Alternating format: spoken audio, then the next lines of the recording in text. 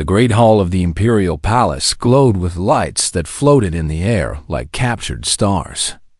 Thousands of guests moved across the crystal floor, their voices rising and falling like ocean waves. It was the Gala of 1,000 Stars, a celebration marking 1 year since humans first made contact with the Volantrian Empire. Daniel Cole stood near the eastern wall, his back straight and his eyes moving across the crowd. He wore the dark uniform of Earth's diplomatic security service, and a small weapon hung at his hip. He was not here to enjoy the party. He was here to watch, to protect, and to remain invisible. The Volantrians were beautiful in a way that made humans feel small. They stood 7 feet tall with silver-blue skin that seemed to glow from within. Their eyes changed color with their emotions, shifting from deep purple when calm to bright gold when excited. They moved with a grace that made walking look like dancing. Ambassador Linda Morrison appeared at Daniel's side. She was a small woman with gray hair and sharp eyes that missed nothing. She had been a soldier before she became a diplomat, and Daniel respected her more than anyone he had ever served. "You could try to look like you are enjoying yourself," she said quietly. "I am enjoying myself," Daniel replied without changing his expression. "This is my happy face." Morrison smiled slightly. "The Emperor's third daughter has been watching you for the past hour. Princess Silara. She is known for her cold manner and her sharp mind. Try not to start a war if she speaks to you." Daniel glanced across the hall. He saw the princess standing with a group of Volantrian nobles. She was tall like all her people, with silver-blue skin and hair that fell like white silk past her shoulders. Her eyes were a deep purple, almost black, and they were fixed directly on him. He looked away. "I have no interest in royalty." "That is exactly why she finds you interesting," Morrison said. "Every other species falls over themselves to impress Volantrian nobles. You act like they do not exist. I act like I have a job to do." Morrison studied him for a long moment. She had read his file before accepting him for this mission. She knew about the colony ship. She knew about the 37 people who died. She knew that every military review had cleared him of wrongdoing. And she knew that he had requested transfer to the most distant posting available. "Daniel," she said gently, "running to the other side of the galaxy does not make the past disappear." "No," he agreed, "but it makes the present quieter." She left him alone after that, moving back into the crowd to continue her diplomatic work. Daniel remained at his post, watching the gala unfold around him. Across the hall, Princess Silara turned to her older brother, Prince Keth-Oren. He was taller than her, with eyes that burned orange with constant suspicion.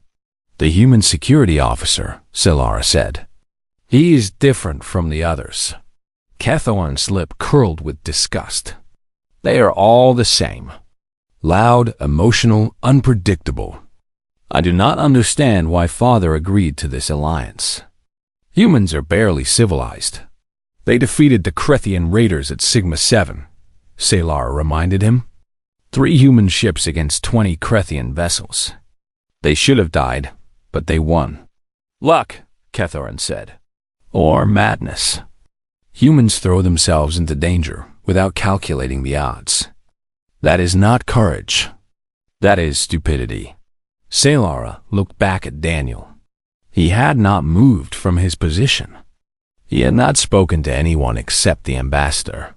He simply watched, calm and patient, like a predator waiting in tall grass. "That one does not seem stupid," she said. "Then he is hiding something," Keth-Oren replied. "All humans hide something. It is their nature." The gala continued for hours.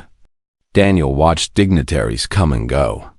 He memorized faces and names. He noted which Volantrians seemed friendly toward humans and which ones looked at them with barely hidden contempt. He saw Prince Keth-Oren gathering a group of nobles in a corner, speaking in low voices, their eyes flashing with colors that suggested anger and agreement. He filed that information away. It might be important later. When the gala finally began to wind down, Daniel felt the weight of the evening pressing on his chest. Too many people, too much noise, too many eyes watching him. He needed air. He needed silence. He slipped away from the great hall, moving through corridors of polished crystal until he found a balcony overlooking the famous forests of Valantris. The trees below were made of living crystal, their branches catching the light of 2 moons and scattering it into 1,000 colors. Daniel stepped onto the balcony and breathed deeply. The air was cool and clean, carrying a scent like rain on metal. He was alone. Finally, blessedly alone. He did not know that Princess Saylara had been on this balcony for the past hour, sitting in a shadowed alcove where she often hid from her duties.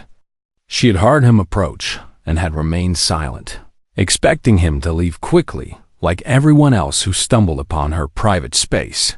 But Daniel did not leave. He stood at the railing, looking out at the crystal forest, and she saw his shoulders drop as the tension left his body.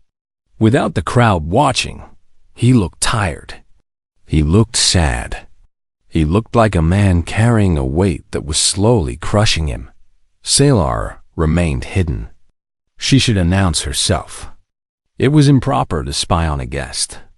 But something about the way he stood there, so alone and so broken, made her stay silent. And then Daniel Cole began to speak. He did not know anyone was listening. He thought he was talking only to the moons and the crystal trees and the empty air. It was a habit he had developed over 3 years of isolation, speaking his thoughts aloud because keeping them inside felt like drowning.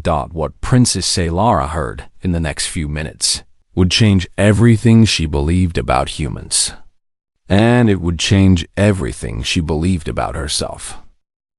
Daniel gripped the railing and let the cold metal bite into his palms. The twin moons of Valantris hung in the sky like 2 pale eyes watching him without judgment. He had not slept well in 3 years. He wondered if he ever would again. "I still see her face," he said to the empty air. "Every night when I close my eyes. Every morning when I wake up." She was 7 years old. Her name was Sophie. In her hidden alcove, Princess Saylara stopped breathing. She knew she should reveal herself.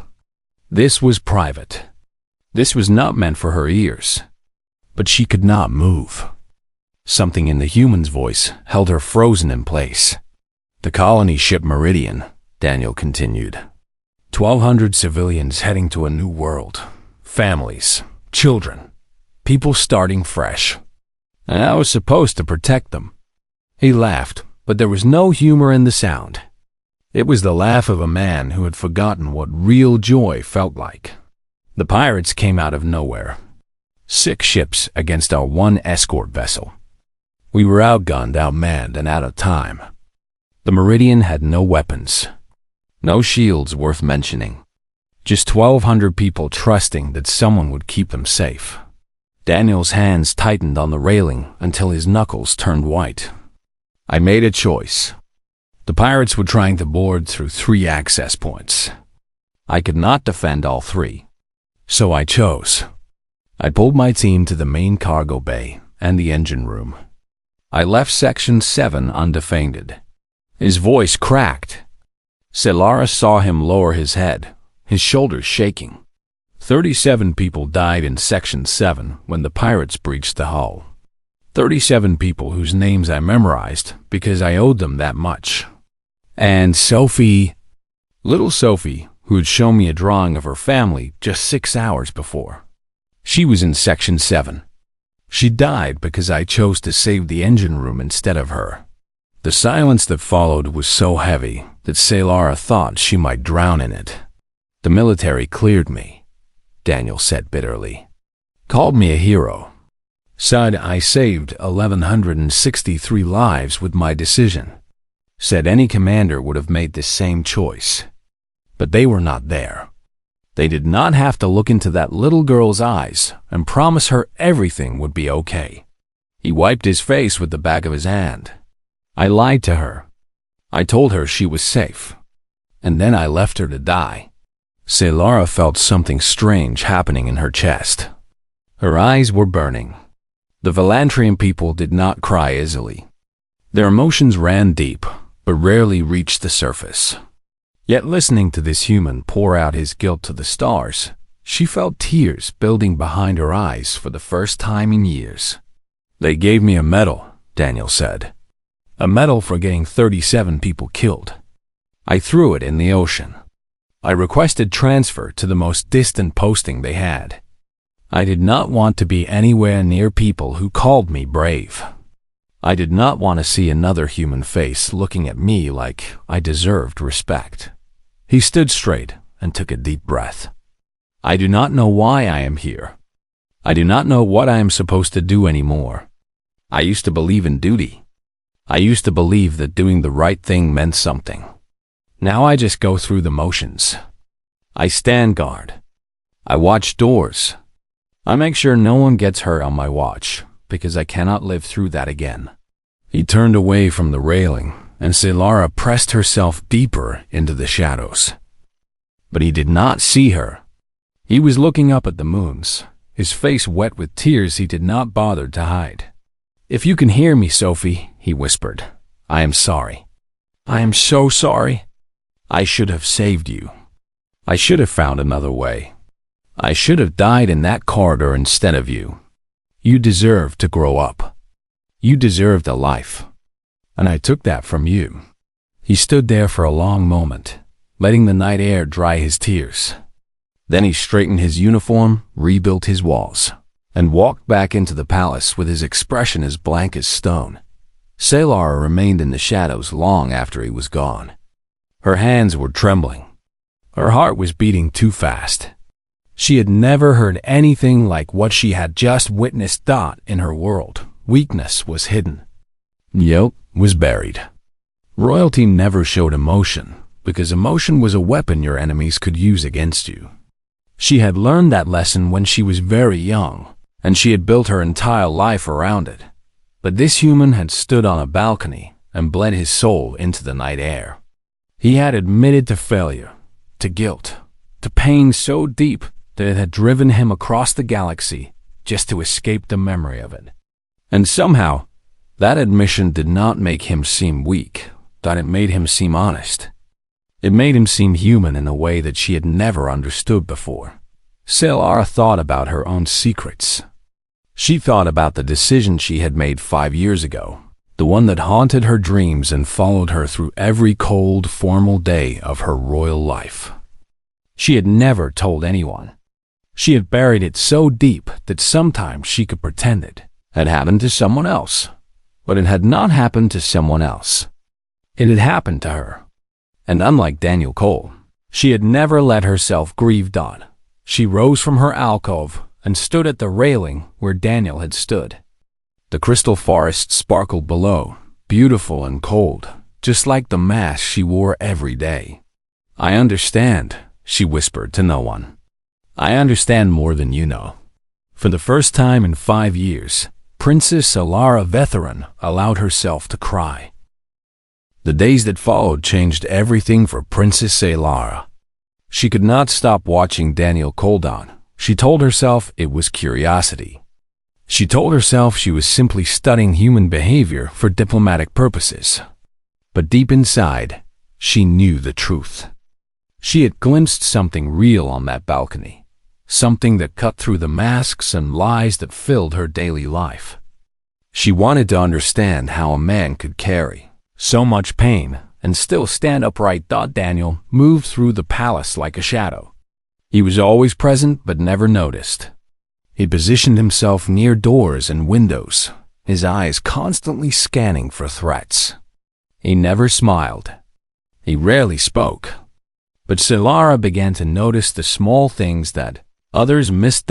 She saw him learn the name of every servant in the human quarters within 3 days.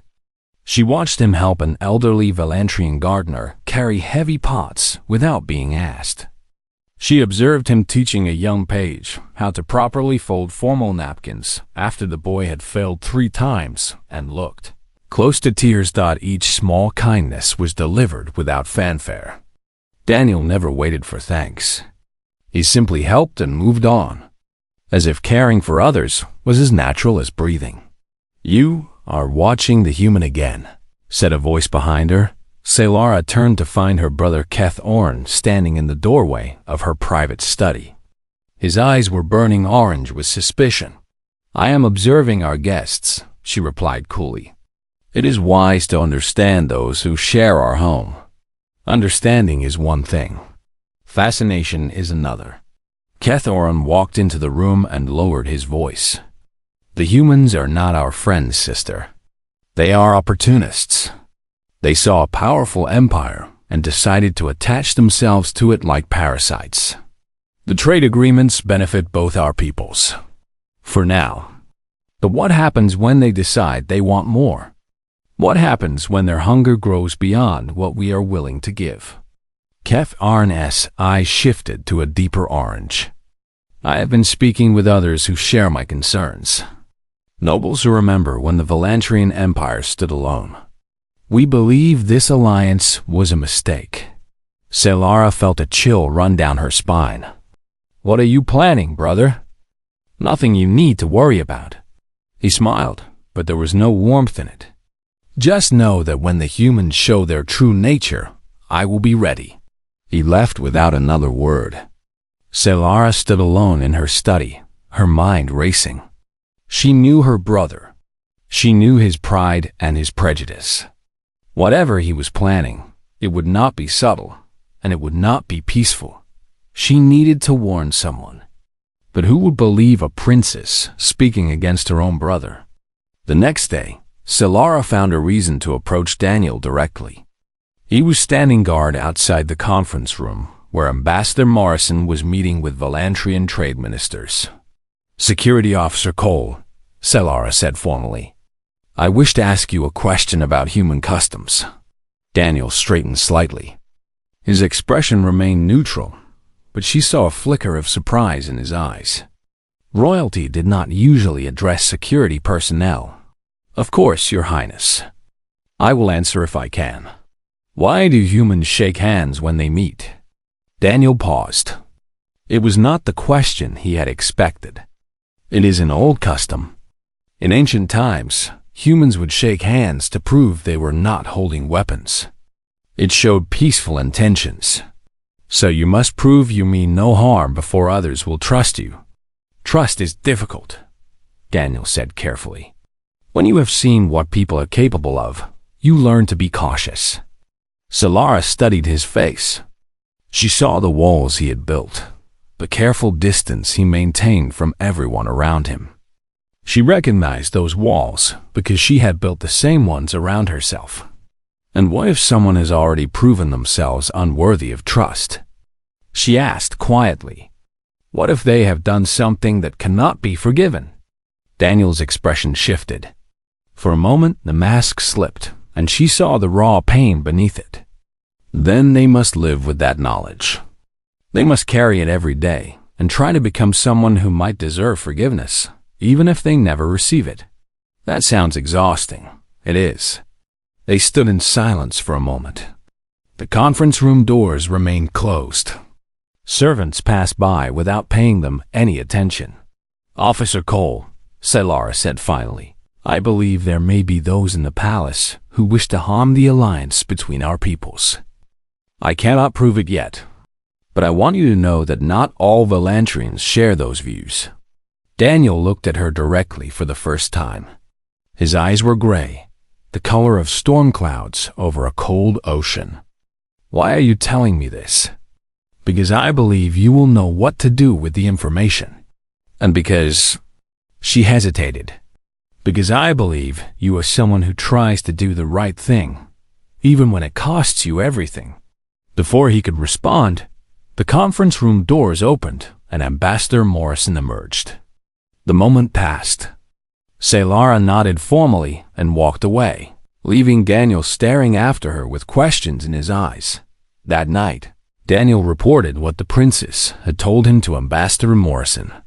They agreed to increase security and watch for signs of trouble. But neither of them knew that Kethoran's plan was already in motion. In 3 weeks, everything would change. Blood would be spilled in the Great Hall. Loyalties would be tested. And the confession that Daniel had made to the empty stars would come back to either save him or destroy him. Salar returned to her balcony that night and stood where she had heard his words. She did not know what was coming, but she knew, somehow, that her fate and the fate of the broken human guard were now tied together. Whether that would lead to salvation or ruin, she could not say. The state dinner was the largest gathering since the gala. Nobles from across the Valantrian Empire filled the great hall, their silver-blue skin glowing in the light of 1,000 floating crystals. Ambassador Morrison sat at the high table beside the Emperor himself. A sign of great honor. Daniel stood at his usual position near the eastern wall. But tonight, his instincts were screaming. Something was wrong. He could feel it in the air, a tension that had nothing to do with diplomatic protocol. He had spent the past 3 weeks watching for signs of Kethora's plot. The prince had been careful. His meetings with the noble faction had stopped. His public behavior had become almost friendly toward the human delegation. Too friendly. Too sudden. Daniel had warned the ambassador. Extra security had been arranged. But looking around the great hall now, Daniel realized they had underestimated the threat. The attack came without warning. The doors on 3 sides of the hall burst open at once. Armed Valantrians in black uniforms poured through, their weapons already firing. Guests screamed and dove for cover. The floating crystals shattered, plunging parts of the hall into darkness and chaos. Daniel moved on pure instinct. He crossed the distance to Ambassador Morrison in 3 seconds, tackling her behind the high table as energy bolts burned the air where she had been standing. "Stay down," he ordered. He drew his weapon and rose to a crouch, assessing the situation. The attackers were not random. They moved with military precision, targeting the human delegation. This was not a robbery or a protest. This was an assassination. Daniel saw 3 attackers moving toward their position. He shot the first one before they could fire. The second dove behind a pillar. The third kept coming, screaming something about humans destroying Valantrian purity. Daniel put 2 shots in his chest and kept moving. The palace guards were fighting back now, but they had been caught off guard. Half of them were down. The attackers had planned this well. They had known exactly where the guards would be stationed.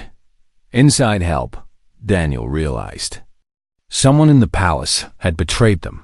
He grabbed Morrison and pulled her toward a service exit. "We need to move, now." They made it halfway across the hall before another group of attackers cut them off. Daniel pushed the ambassador into an alcove and turned to face them. 3 against 1. Bad odds. He shot one.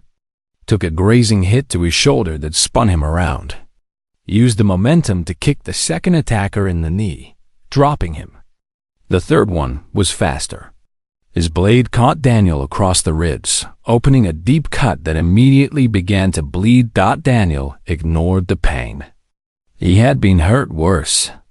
He grabbed the attacker's wrist, twisted, and felt bones snap. The blade fell.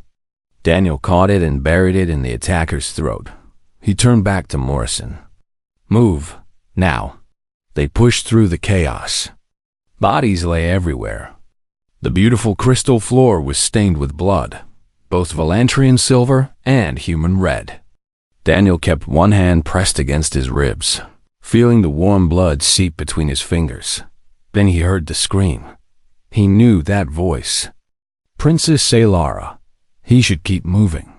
His job was to protect the ambassador. Morrison was his priority.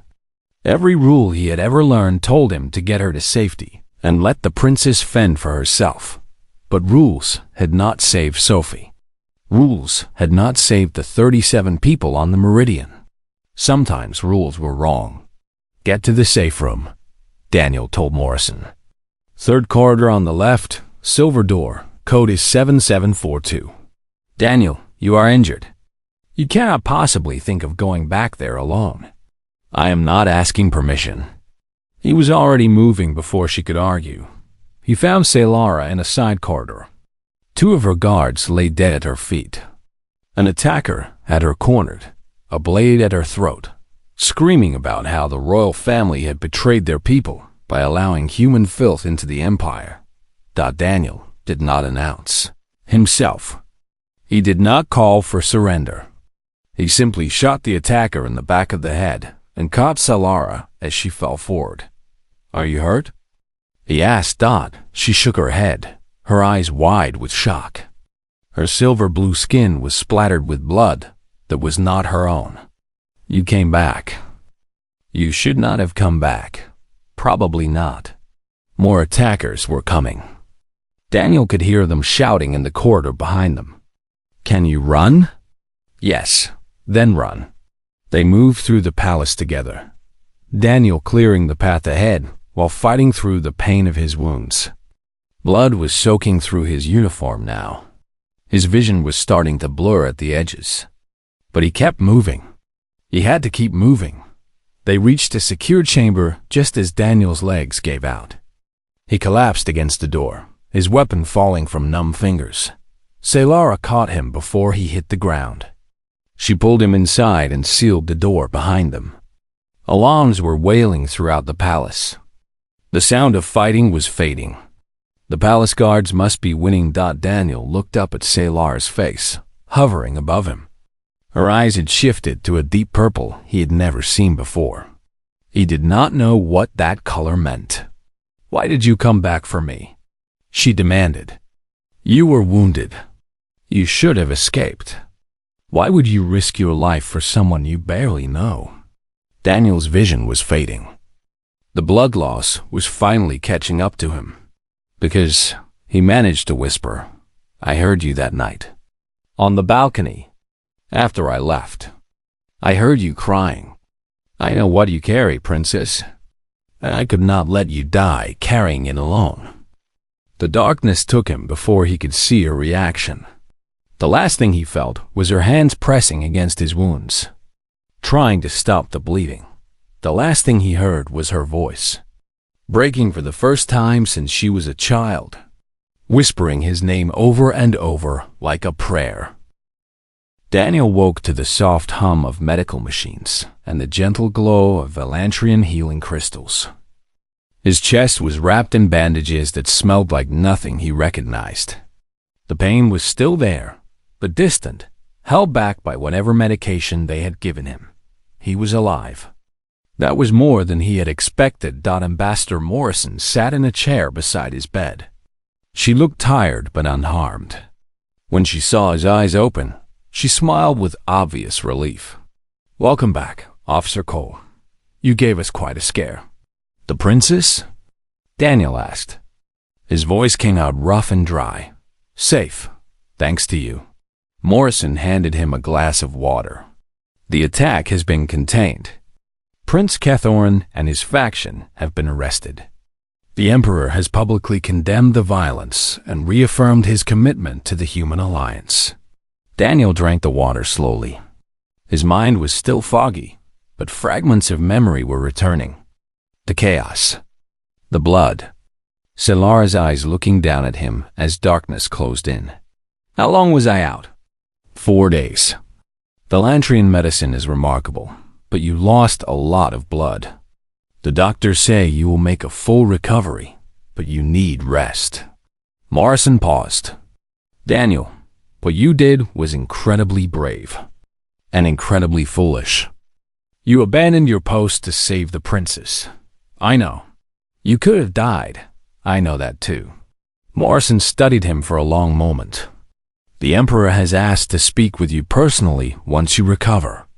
Princess Saylara has requested a private audience as well. It seems you made quite an impression. Daniel closed his eyes. He did not want medals or praise. He had done what needed to be done. Nothing more. Get some rest, Morrison said, rising from her chair. You have earned it. She left him alone with his thoughts and the quiet hum of the healing machines. 3 days later, Daniel was well enough to walk. A servant came to his room with a formal request from Princess Solara. She wished to see him at sunset on the eastern balcony, the same balcony where everything had begun. Daniel found her waiting at the railing when he arrived. The twin moons were just beginning to rise, casting their pale light across the crystal forest below. She wore simple robes instead of her usual royal finery. She looked younger without the formal mask of her station. "You should not be out of bed yet," she said, without turning around. "You should not be giving me orders," Daniel replied. "I am not one of your subjects." A small smile touched her lips. "No, you are not." He walked to the railing and stood beside her, keeping a respectful distance between them. The night air was cool against his skin.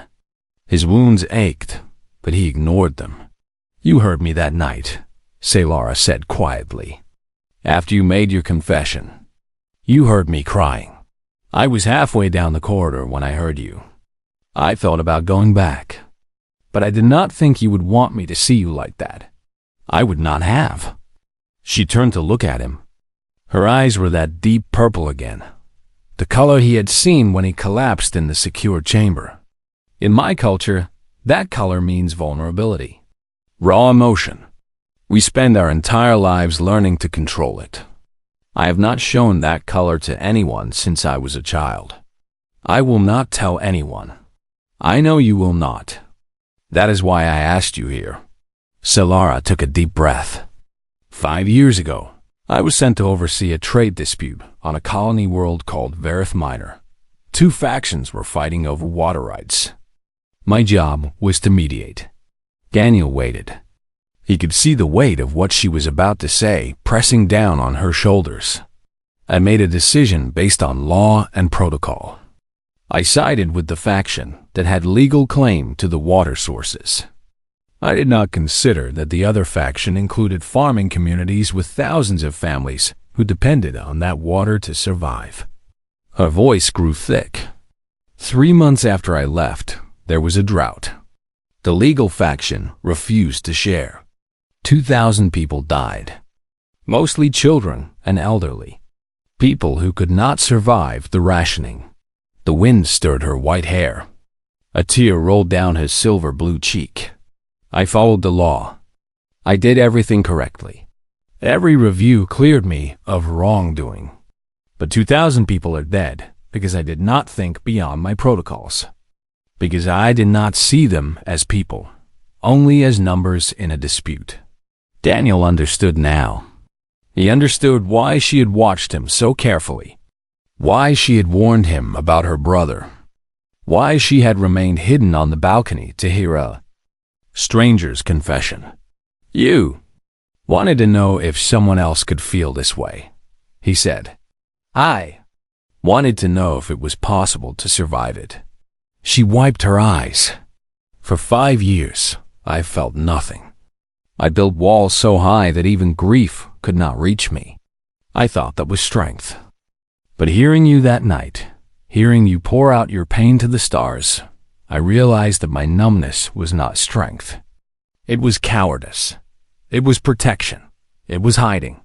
She faced him fully. "You taught me something, Daniel Cole. You taught me that carrying guilt means you still care. And caring, even when it hurts, is what makes us worthy of the lives we are trying to live." Daniel felt something shift inside his chest. For 3 years, he had carried his burden alone. He had believed that isolation was his punishment. But standing here with this alien princess who understood his pain better than any human ever had, he realized that punishment was not the same as healing. "I cannot promise I will ever forgive myself for what happened on the Meridian," he said slowly. "But maybe forgiveness is not the point. Maybe the point is just to keep trying, to do better, to save the ones you can save, and to let someone else help you carry the weight." They stood in silence as the twin moons rose higher. The crystal forest sparkled below, beautiful and strange and somehow comforting. "In human culture," Daniel said finally, "when 2 people decide to share a burden, to trust each other despite everything they have been through. There is a gesture we use. He held out his hand, open and empty, just as he had explained to her weeks ago. No weapons, no secrets, just trust offered freely. Solara looked at his hand for a long moment. Then she took it that her skin was cool against his, smooth as polished silver. Her fingers closed around his with surprising gentleness. They stood together on the balcony, where secrets had been spoken and heard. Two broken people from different worlds who had finally found someone who understood. Neither of them knew what the future would hold. There would be challenges ahead, political and personal. But for now, on this night, they were not alone. And for both of them, that was enough.